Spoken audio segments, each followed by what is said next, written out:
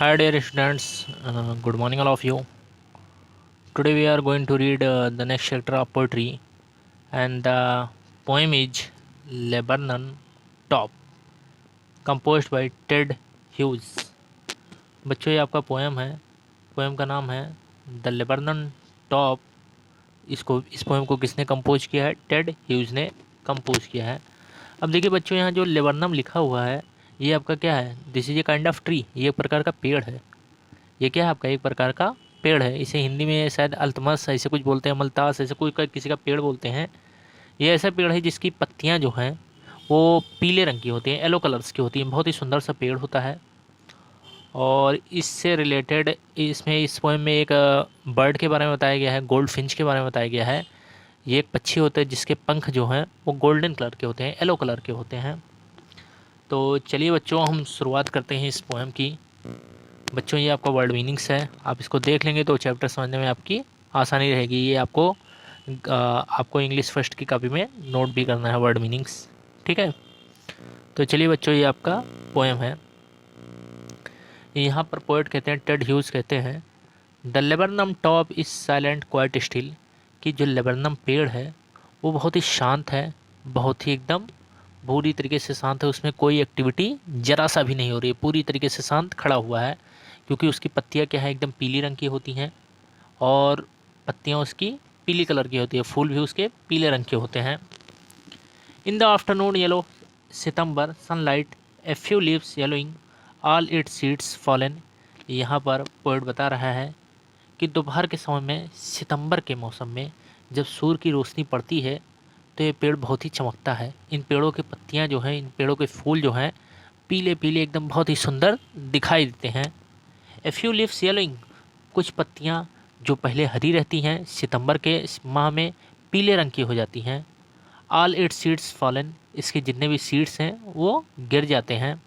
कौन बता रहा है? पोएट बता रहा है। क्या बता रहे हैं? कि जो लेबरनम ट्री है बहुत ही शांत रहता है, इसमें कोई एक्टिविटी बिल्कुल नहीं होती है।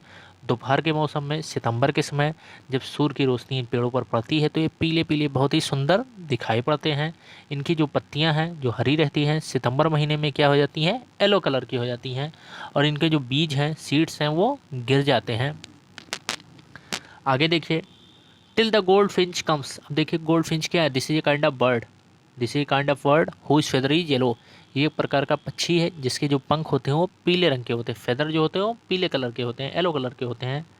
Till the goldfinch comes with A twitching chirp, जब तक कि गोल्ड फिंच पक्षी नहीं आता है तब तक तो ये पेड़ बहुत ही शांत रहता है। लेकिन जैसे वो आता है, अचानक चहचहाहट की आवाज़ आने लगती है, अचानक पेड़ों की शाखाएं हिलने लगती है।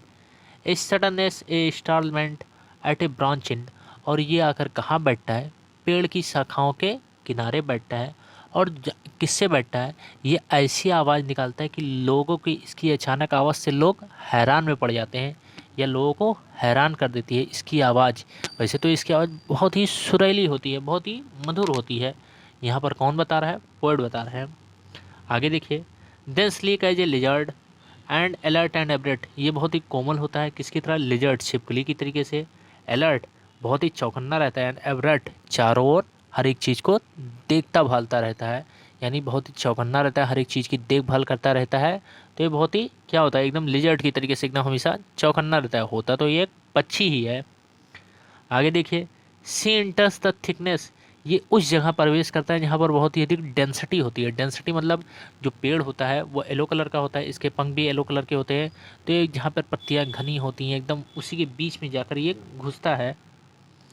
And a machine starts of chatterings and a tremor of wings and trailings, और जब ये अंदर जाता है तो इनके जो बच्चे होते हैं यहाँ पर अंदर ही अपना घोंसला बनाया रहता है। अंदर जैसे ही घुसता है तो इसकी पक्षियों के चहचहाने की आवाज़, पक्षी के जो बच्चे रहते हैं उनके चहचहाने की आवाज़ के कारण अपने पंख को ये फड़फड़ाने लगते हैं। ट्रिलिंग्स, पेड़ों में अचानक हलचल मच जाती है। कौन बता रहा है? टेड ह्यूजेस बता रहे हैं। The whole tree trembles and trills, यहाँ पर पोएट बता रहे हैं कि जैसे ही ये अंदर प्रवेश करता है पूरा का पूरा पेड़ एकदम कांपने लगता है, हिलने डुलने लगता है, चहचहाहट की आवाज़ आने लगती है, चर्पिंग होने लगता है, पक्षियों के गाने की आवाज़ आने लगती है उस पेड़ से। It is the engine of our family, कहने का तात्पर्य ये है कि ये जो लेबरनम ट्री है ये क्या है? उसके परिवार के लिए क्या है? एक इंजन की तरीके से है। इंजन की तरीके से जो हर एक चीज़ का एकदम सुविधा देता है। ये अपने घोंसले कहाँ बनाता है, उसी पेड़ में बनाता है। कोई भी पक्षी इस तरीके से बनाता है कि कोई भी इसके घोंसले पर अटैक ना कर पाए। क्यों? क्योंकि ये पीले रंग का इसके पंख होते हैं और पीले कलर जो पत्तियाँ होती है पेड़ की वो पीले रंग की होती है, तो कोई किसी को आइडेंटिफाई कोई नहीं कर पाता है कि यहाँ पर इसने अपना घोंसला बनाया है। आगे देखिए, सी स्ट्रोक्स इट फुल, जब ये अपने बच्चों को खाना खिला देती है फीड करने के बाद, then flits out to a branch and, उसके बाद ये कहाँ पर आकर बैठती है, पेड़ की शाखाओं, जो पेड़ है जिस पेड़ पर ये घोंसला बनाती है उसी के एकदम कोने वाली शाखा पर आकर बैठती है, किनारे बैठती है। शोइंग हर बेयर्ड फेस आइडेंटिटी मार्क्स, इसके चेहरे पर क्या दिखता है, वैसे तो इसका पंख जो है येलो कलर का होता है, लेकिन इसके चोंच के पास ब्लैक कलर के क्या स्पॉट रहते हैं, मास्क टाइप का रहता है। इसी से इसकी पहचान हो जाती है कि हाँ ये पक्षी है, गोल्ड फ्रेंच पक्षी है। वरना पेड़ पर बैठा रहेगा तो आप पहचान ही नहीं पाओगे कि पेड़ के पत्तियां हैं या इसी में, उसी के बीच में एकदम छिपा रहता है। येलो कलर का उसकी लीव्स भी होती हैं, फ्लावर्स भी होते हैं और इसके फेदर्स भी होते हैं, ये भी येलो कलर के एकदम होते ही होते हैं। आगे देखिए, then with airy delicate whistle sharp whisperings she launches away, और इसी के साथ ही कोमल मधुर आवाज़ के साथ एकदम चहचहाते हुए हल्की फुल्की आवाज़ें करते हुए सी लॉन्चेज अवे, ये उड़ जाती है towards the infinite, infinite means होता है ओपन स्काई, एकदम खुले आसमान में ये उड़ जाते हैं।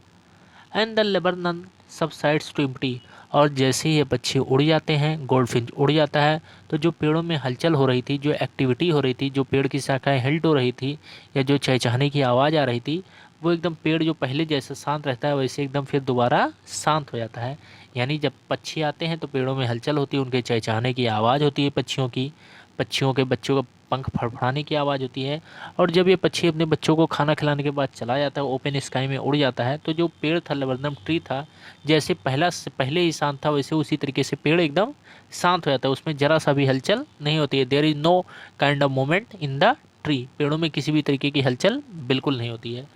तो बच्चों ये आपका पोएम है, आप इसे बहुत अच्छे से पढ़ेंगे। इसके क्वेश्चन आंसर के नोट्स जो है आपको प्रोवाइड कराए जाएंगे, एक्सप्लेनेशन के नोट्स आपको प्रोवाइड कराए जाएंगे। Thank you very much.